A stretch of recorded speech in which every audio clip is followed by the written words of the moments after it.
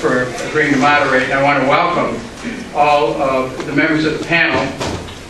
Each person on this panel has distinguished himself or herself on this important issue of nuclear technology. It is absolutely ironic that as you are present here,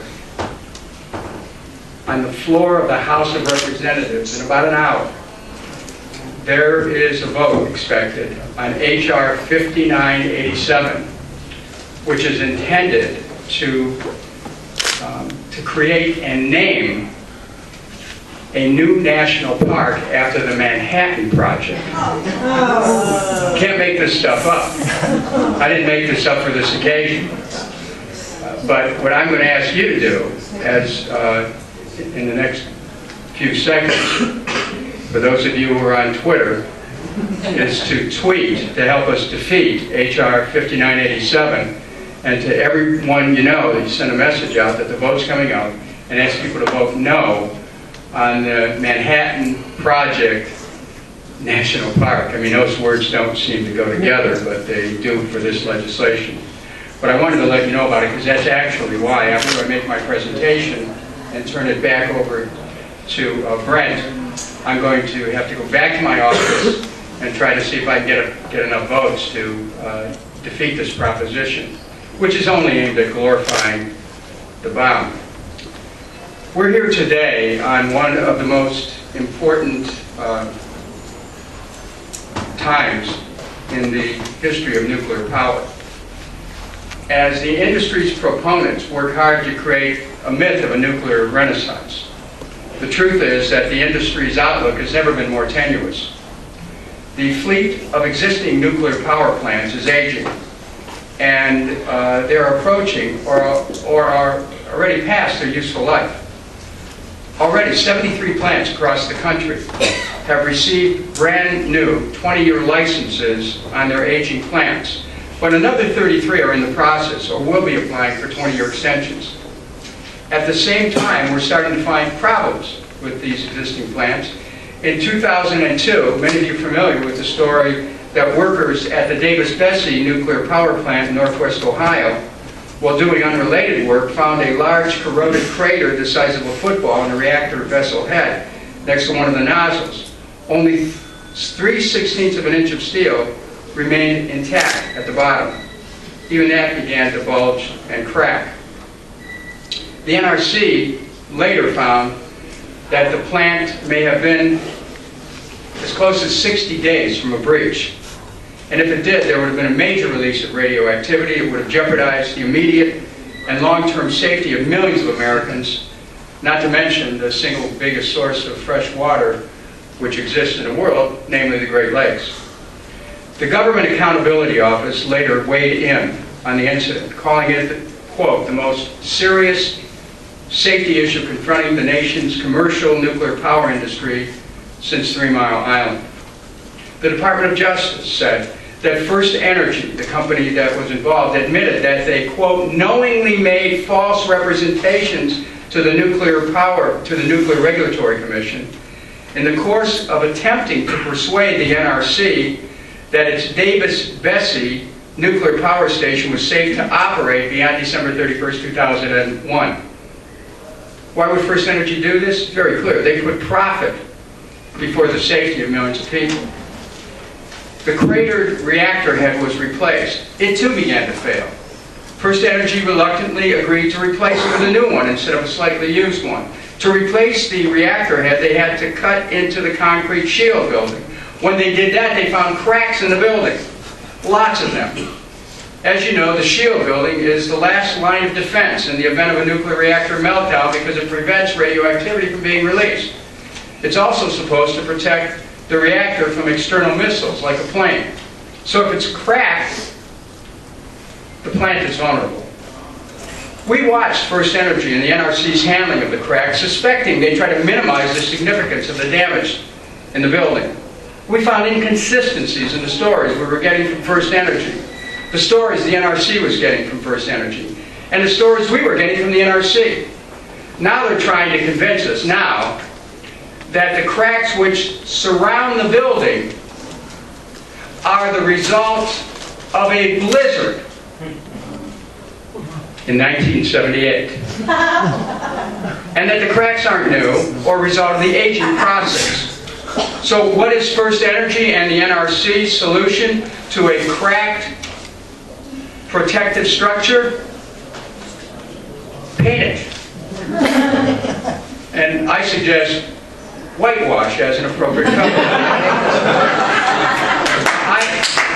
I have asked for a full investigation by the NRC Inspector General because the NRC has once again shown itself to be more of a friend than an impartial regulator of the industry. Now, thanks to the pressure that we've been applying, we've heard that the problem with the cracks in the Shield building may not be restricted to Davis-Besse. It may be affecting plants across the nation. If the cracks require repair, it'll be extremely expensive, even cost prohibitive. We need to continue to watch over Davis-Besse and other nuclear power plants to make sure their owners are paying attention to safety rather than profits. And I want to thank my friends at Beyond Nuclear, people like Kevin Camps, who've been doing a wonderful job at citizen oversight over Davis-Besse. Let's hear it for and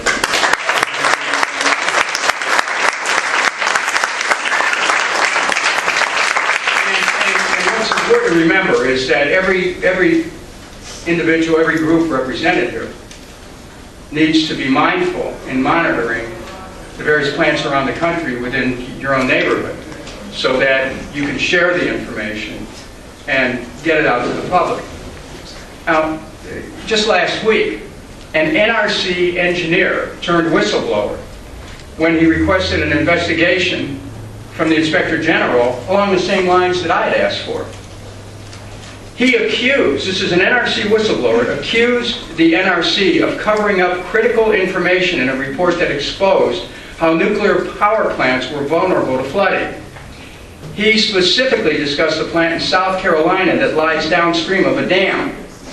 He said the probability of the Jocassee Dam catastrophically failing is hundreds of times greater than a 51-foot wall of water hitting Fukushima Daiichi.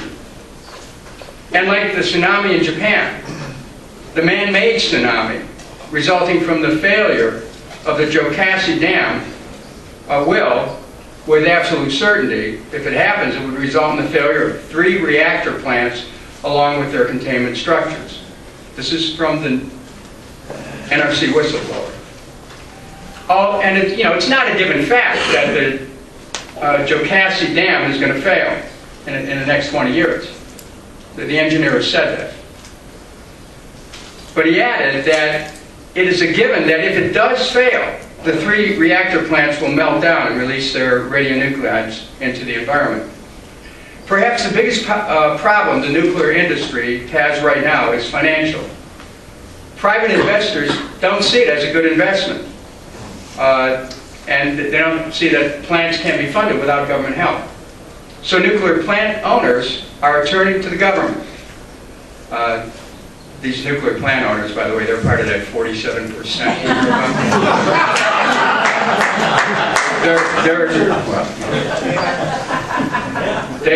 They're turning to the government to guarantee the private loans if the investment goes bad. And we're talking about tens of billions of dollars here. One plant alone would need a guarantee in the neighborhood of $8 billion. And there's a bipartisan objection to such massive subsidies. I offered an amendment to stop this loan guarantee program with my friend and Republican colleague, Mr. McClintock from California. It was endorsed by many strong environmental organizations as well as some rather conservative organizations. And the coalition is growing, which is an object lesson here. And that is that in order to build the coalitions that we need to bring this issue to a point where it's not only discussed and deliberated but resolved, we need to reach across the political spectrum, because we can find support across the political spectrum. The problems facing nuclear power don't just stop there. And nuclear power is even less viable right now because the alternatives are so much cheaper. Financial analysts specifically cite the price of natural gas as one of the reasons the nuclear industry is struggling. And of course, the horrific meltdowns in Fukushima, which we've heard about earlier, remind us all how vulnerable we are, not just in Japan, but everywhere. And I just want to say that I know that I can speak for everyone in this room to say that our hearts go out to the people of Japan for the catastrophe that you've suffered, for the immediate effects and long-term effects, which will concern generations of Japanese. And once again, the Japanese people, your suffering is the suffering of the world. And your suffering needs to be understood by the world, because the world has important lessons to learn from the suffering of the Japanese people. And I would ask everyone in this room to honor and salute the presence of our guests from Fukushima, and thank you for your...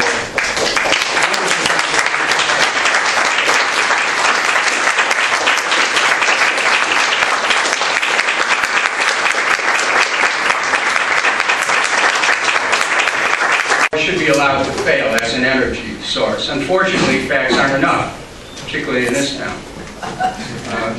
We have to change a mindset, and we have to change a game that's rigged.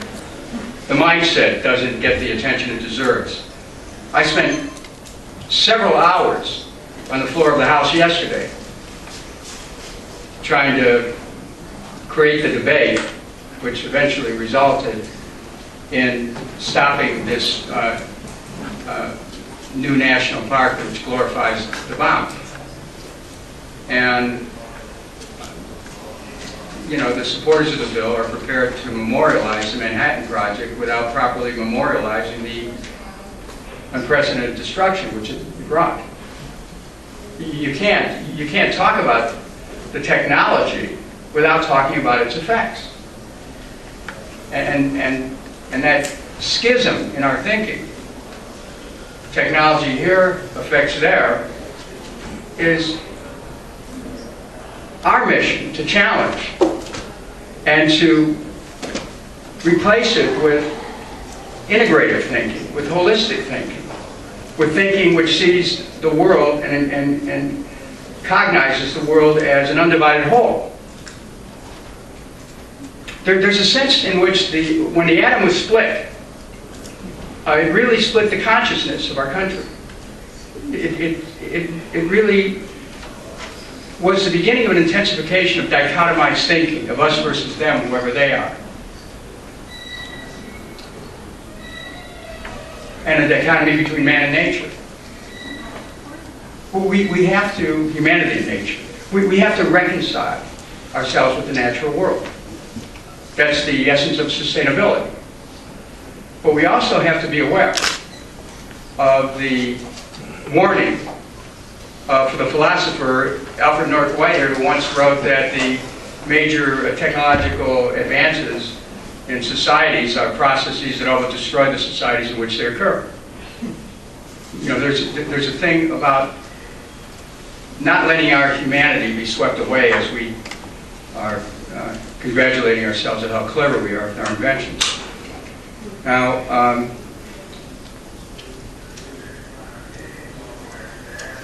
we have to change the way the game is rigged as well. I just want to close giving you this thought.